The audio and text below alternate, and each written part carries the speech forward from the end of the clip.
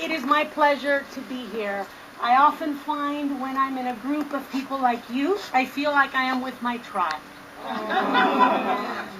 We live in a state where we sometimes feel very disconnected from our neighbors and the people we live around, and then all of a sudden I walk into a room like this and these are my people. Thank you so much for sticking together and supporting like-minded candidates, even if we tend to be the minority in the state that we live. As she mentioned, I came from Cuba when I was a 9-year-old girl, and I often tell the story how I spoke to my dad, and I was very confused when I first noticed politics here in the U.S., because why was there a party called Democrats and one called Republicans? What were Republicans? And my dad said, it's very, very simple, sweetie. Democrats are communists. And Republicans is what we always value.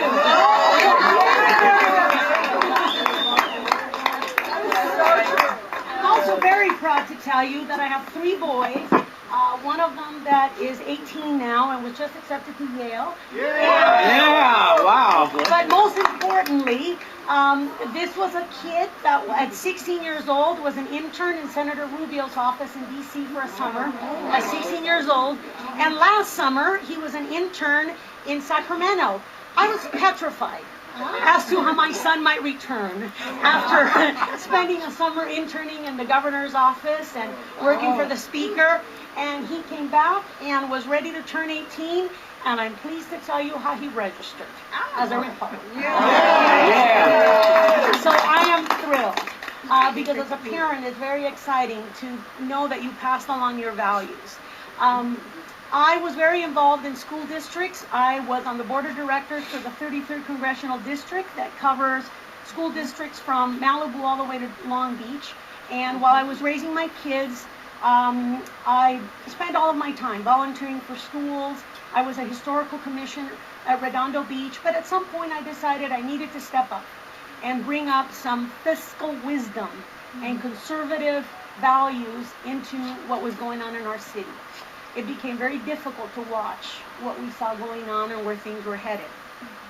So I wound up being appointed to our city council last summer.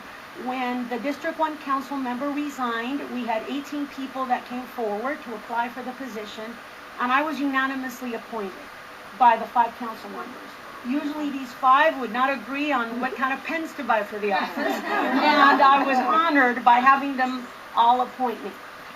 Over the last 10 months, I have made very fiscally sound and wise decisions for our city that are sometimes unpopular with the rest of the residents, especially the rest of the council.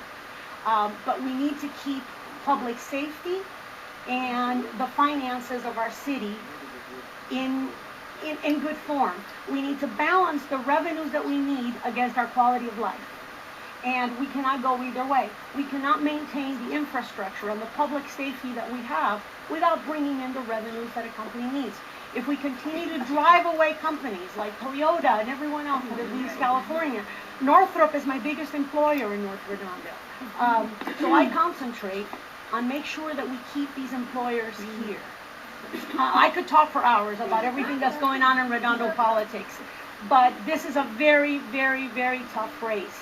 On March 7th, I was left as the last Jedi, as my supporters call it.